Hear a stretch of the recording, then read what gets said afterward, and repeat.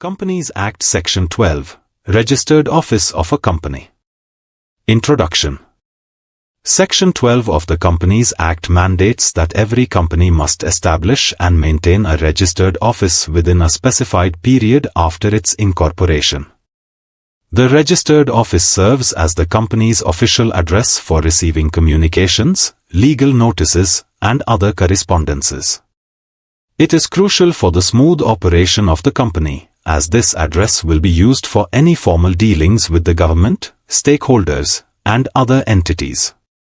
The section also outlines specific rules regarding the display of the company's name and address, the procedure for changing the registered office, and penalties for non-compliance. 1. Requirement for a registered office. From the moment a company is incorporated, it has 30 days to establish and maintain its registered office. This office plays a vital role, as it is where all official communications and notices to the company will be addressed. Initial setup.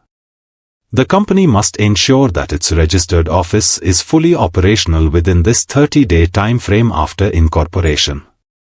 This means that the office should be in a position to receive and acknowledge any communications sent to it. Continuous maintenance. Beyond the initial setup, the company is required to maintain this registered office on an ongoing basis. It must remain functional throughout the company's existence, and it should be capable of receiving official communications at all times.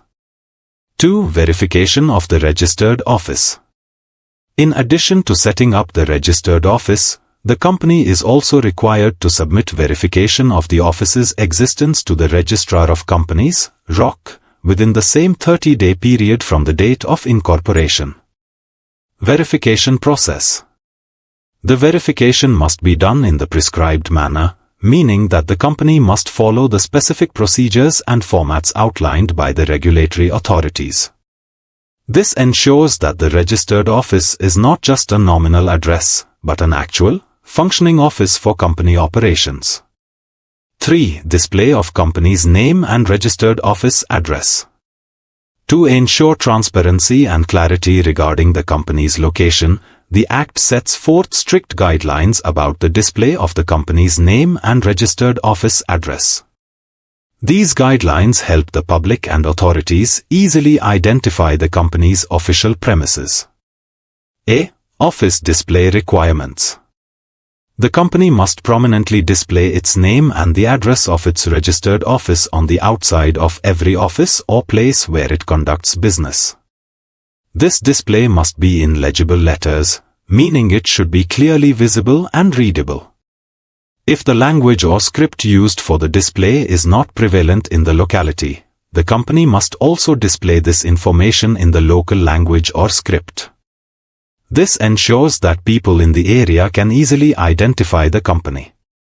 B. Seal requirements.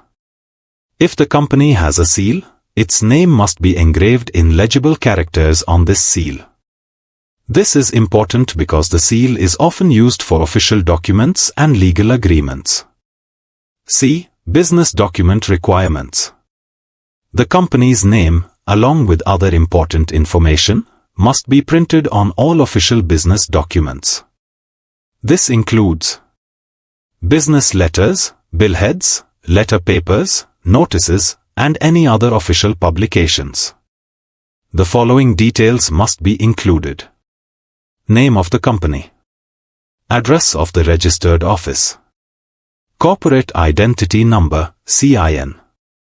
Telephone number. Fax number, if applicable.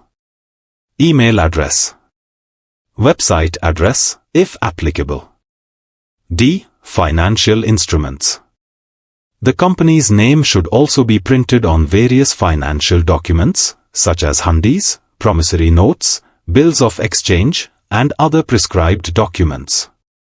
This ensures that any financial instruments issued by the company are easily identifiable. E. Former names.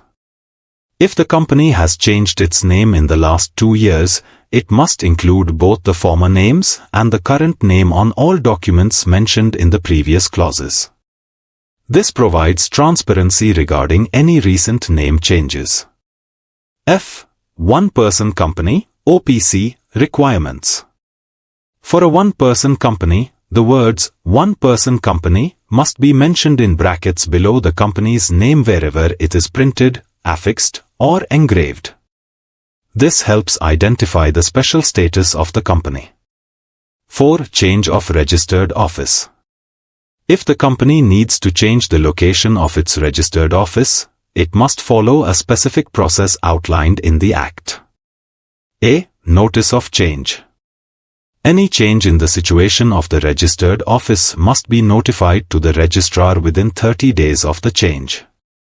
The notice must be verified in the prescribed manner to ensure the new office is fully functional. B. Restrictions on changing the office location. The company cannot move its registered office outside the local limits of the city, town, or village where it is currently located without passing a special resolution. The local limits are defined. For existing companies, these limits are as they were at the commencement of the Act, or as they have been modified by a special resolution. For newly incorporated companies, the local limits are those of the initial registered office or as modified by a special resolution. C. Registrar's jurisdiction. If a company wishes to change its registered office from the jurisdiction of one registrar to another within the same state, it cannot do so without the confirmation of the regional director. The company must apply for this confirmation in the prescribed manner. 5. Confirmation and registration of change. Once the company has applied for a change of its registered office, several steps must be followed to ensure the process is completed properly. A. Regional Director Confirmation. The Regional Director is required to communicate the confirmation of the change within 30 days of receiving the application. Once the confirmation is granted, the company must file this confirmation with the registrar. B. Filing with registrar. After receiving the confirmation from the regional director, the company must file this confirmation with the registrar within 60 days. C. Issuance of certificate by registrar. The registrar will then register the change of the registered office and issue a certificate of registration within 30 days of receiving the confirmation. D. Effectiveness of certificate. The certificate issued by the registrar serves as conclusive evidence that all the necessary legal requirements for changing the registered office have been met. The change of the registered office becomes effective from the date the certificate is issued. 6. Penalties for non-compliance. Failure to comply with the provisions of Section 12 can lead to penalties for both the company and its officers. Penalty for the company and officers. If the company or any officer fails to comply with the requirements, they are liable to a penalty of 1,000 rupees for each day the default continues, up to a maximum of 1 lakh rupees. 7. Registrar's authority for physical verification. If the registrar has reasonable grounds to believe that a company is not conducting any business or operations, they may initiate a physical verification of the registered office. Verification process. This physical verification is done in the prescribed manner and allows the registrar to ensure the company is in compliance with subsection 1, which mandates the establishment and maintenance of a registered office. Action for non-compliance.